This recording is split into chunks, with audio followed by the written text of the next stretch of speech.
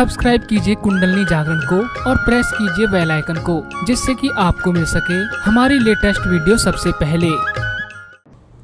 एक हमारी सहयोगिनी थी, वो एक बार राहुरी से आ रही थी और उनकी बस उल्टी तो कहते हैं 3 बार गोल घूम के ज़मीन पे फिर से चारों पैर पे आ गए। सब लोग एकदम घबरा गए, बच्चे थे सब घबरा गए।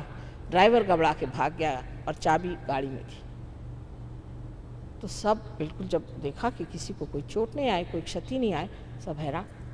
कहने लगे कि हमारे यहाँ कोई ना कोई साधु संत बैठा हुआ है, नहीं तो हो नहीं सकता, ये इतना बड़ा एक्सीडेंट और हमें किसी को एक चोट नहीं आई। तो देखने लगे तो मेरी अंगूठी पहने हुए थे। वहाँ महाराष्ट्र में तो लोग मुझे जानते हैं, हाँ आप ही हैं, आपके वजह से। तो उन्हीं के पैर पे आने लगे। उनका मेरे पैर पे मत आई। फिर एक साहब को ड्राइविंग आती थी, वो गए, उन्होंने ले जा करके और गाड़ी ऊपर लाई और वो सीधे सीधे फिर बम्बई पहुंच गए। ऐसे अनेक चमत्कार आपको लोग बताएंगे जिसकी कोई व्याख्या ही नहीं करी जाती। लेकिन ये चमत्कार ऐसे नहीं कि हाथ से अंगूठी निकाल के आपको दे दी या ऊपर से आपको बबूथी निकाल दी। ये तो सब स्मशान से चली आ रही थी बबूत, और कहाँ मिलेगी। और आप उसी पे फिदा हो गए कि हमें हीरा मिल गया। एक साहब हमारे पहचान के थे, वो लेके आए, मुझे हीरा दिया। मैंने कहा क्यों, आपके पास कोई हीरे की कमी? ना वैसे तो बहुत है, पर आशीर्वाद स्वरूप मुझे मिला। मैंने कहा फिर आप मेरे पास किस लिए आए? मेरे पास तो ऐसा हीरा उरा नहीं है। नहीं मैं तो आपके पास इसलिए आया कि मेरे घर के हीरे गायब हो रहे हैं। मैंने कहा ठीक, अपनी भाभी को बुलाओ। उनकी बीवी आई, उनसे मैंने पूछा, उनको ज़रा बंधन दिए। मैंने पूछा बोलिए क्या करती हैं? कहले मैं कुछ नहीं करती, पर मेरे अंदर एक बाबा जी आते हैं और मुझसे कहते हैं कि भाई ये सब हीरे उरे तो पत्थर है, वो मुझे दे दे। मैंने कहा वाह, आप तो घर गृहस्थी की औरत हैं, आप जिस घर में रहती हैं, जिस गृहिणी के आप हैं, जिस तरीके से घराने में रहना है, उसमें आपको 2-4 हीरा उरा तो पहनना ही पड़ेगा। आप बड़े घर की लक्ष्मी हैं, आप तो नंगे हाथ तो घूम नहीं सकती।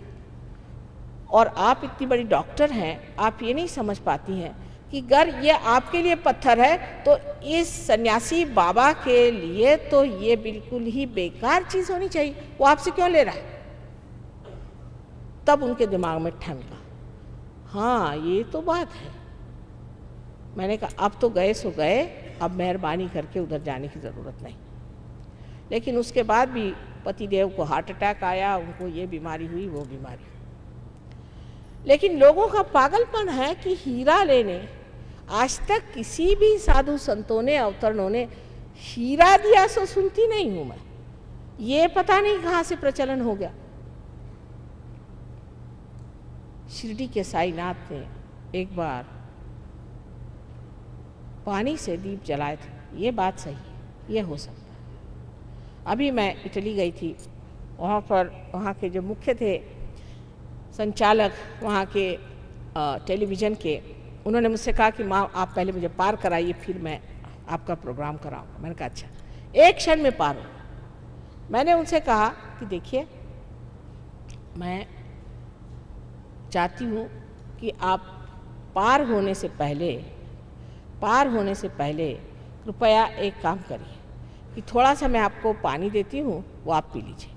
तो उन्होंने कहा अच्छा पानी मंगाया। मैंने उसमें ऐसे उंगली की और कहा आप पी लीजिए इसे। नहीं पानी तो नहीं है। मैंने कहा क्या है? ये तो वाइन है।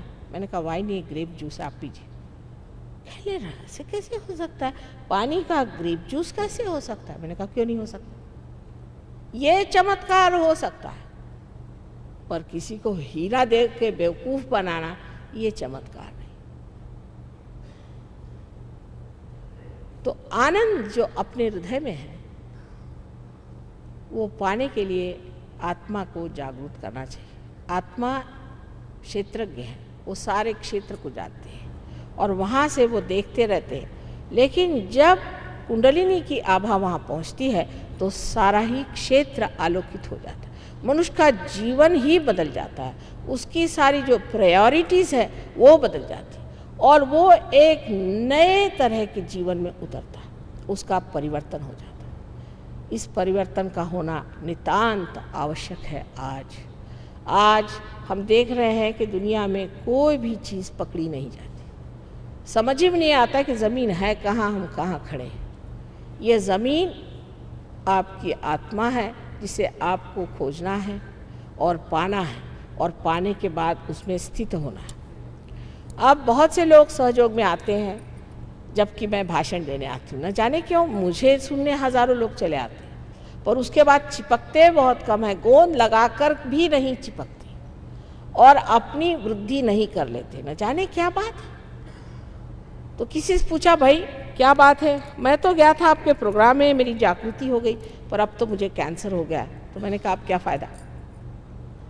तुम चिपके क्यों नहीं, तुम रहे क्यों नहीं? नहीं, उसमें के एक जो सहयोगी साहब थे वो ज़रा से बहुत हमसे अकड़ के बात की। तुमसे उससे क्या मतलब है भाई, तुम बैठो ध्यान करो। अगर कोई बात हो किसी ने अकड़ के, वहाँ कोई तुमसे इलेक्शन तो लड़ नहीं रहा कि भैया आइए बैठिए आपके गले में मैं हार पहनाता हूँ। आप अपनी गरज से वहाँ गए हैं, उनकी गरज से तो गए नहीं। आपको अपनी समझ होनी चाहिए कि भाई मैं आया हूँ यहाँ कुछ लेने के लिए। तो आप पहले आके, मेरे लिए कुर्सी नहीं, उनके लिए कुर्सी, यहाँ बैठने को नहीं मिला, वहाँ नहीं बैठने को मिला, तुम क्यों कुर्सी में बैठे हो? वहीं सिर फुटअव्वल शुरा। ये कोई परमात्मा के दरबार में आने की बात नहीं। इसीलिए नानक साहब ने कहा था कि सेवा कराओ पहले से, और सारे गुरु लोग ऐसे ही करते रहे। एक गुरु हैं, वो गगनगढ़ पे रहते हैं, तो उनसे हम मिलने गए थे। उन्होंने सबसे बताया कि माँ आ गई, अब मेरे पास आने की ज़रूरत नहीं। तो हम मिलने गए थे, तो कहने लगे कि कोई अगर ऐसा वैसा मिले तो उसे मेरे पास भेजिए, उसको मैं ठीक कर दूँगा। मैंने कहा अच्छा भाई भेज देंगे, मुझको क्या मालूम ये गुरु लोग क्या होते हैं। एक महाशय ने ज़रा मुझे परेशान किया। मैंने कहा तुमको गुरु ने, उन्होंने बुलाया, जाओ तुम गुरु गगनगढ़। हा, गुरु महाराज ने बुलाया तो भागे गए वहाँ पर। 1 महीने बाद देखती हूँ कि बैठी हुई हूँ मैं ऐसे, और सामने से 2 आदमी उनको उठा के ला रहे हैं, और ये जो तंगड़ियाँ हैं ये गले में फंसी, ऐसे लटकाते मेरे आँख में आंसू आ गए। मैंने कहा हुआ क्या बेचारे को, ये क्या कर दिया? आए, उनको ला के बिठाए, वहाँ से कुर्सी रखी। मैंने कहा हुआ क्या? कहने लगे कि माँ मैं वहाँ गया और गुरु महाराज ने मेरी तो हालत ख़राब कर दी। मैंने कहा क्यों? मैंने एक ही बात कही, मैंने इतना ही गुरुजी से कहा आपके खिलाफ में कि माँ जिसको देखो उसको ही रियलाइजेशन देती है, ये गलत काम है। बस इतना ही कहा मैंने, कोई आपकी ज़्यादा बुराई नहीं करी। बस इतना ही कहा कि माँ सोचती नहीं है, सबको रियलाइजेशन देती। तो रात में उनके वो शेर पे चलते हैं, उनके शेर आए, उन्होंने मुझे नीचे ढकेल दिया। मैं 18 फुट जाके नीचे गिर गया। वहाँ गिरा, मेरी सारी टांगें टूट गई। 3 दिन मुझे वहीं सड़ाया, और ऊपर से थोड़ी सी रोटियाँ ऐसे बांध करके किसी इससे छोड़ देते थे। कहा मर वहीं, तू मर वहीं, तू वहीं मर।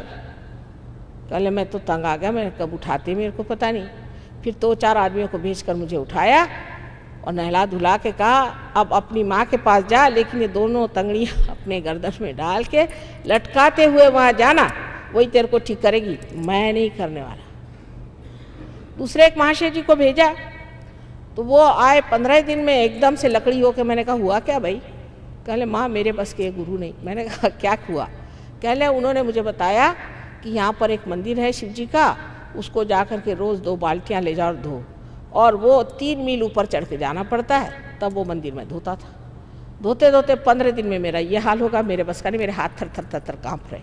और डॉक्टर साहब थे, अपने बड़ा बघारते थे, डॉक्टर साहब की हालत ख़राब गई। तो मैंने गुरुजी से कहा कि ये क्या करते हैं आप, ऐसा क्यों करते? कह ले गधे को गधे का काम। मैंने कहा है ये क्या मतलब? ये सब गधे हैं, इनको आपको रियलाइजेशन देना है तो दीजिए, ये टिकने वाले नहीं, महागधे हैं, इनको आप क्यों चिपकाए हुए? इनको भगाइए, और अगर कोई नहीं भागता तो मेरे पास भेजिए। मैंने कहा अब मैं किसी को नहीं भेजूंगी महाराज, बहुत हो गई आपकी गुरु, अब मुझे किसी बच्चों को नहीं भेजना। तो ये बड़े कठिन जीव होते हैं, आसानी से हाथ नहीं आते, और न ही किसी को अपने पास करते हैं, और न ही किसी को वो पार कराते, क्योंकि वो सोचते हैं उनके अलावा सब गधे हैं। लेकिन मैं तो माँ हूँ, माँ कभी अपने बच्चों के बारे में ऐसा नहीं सोचती।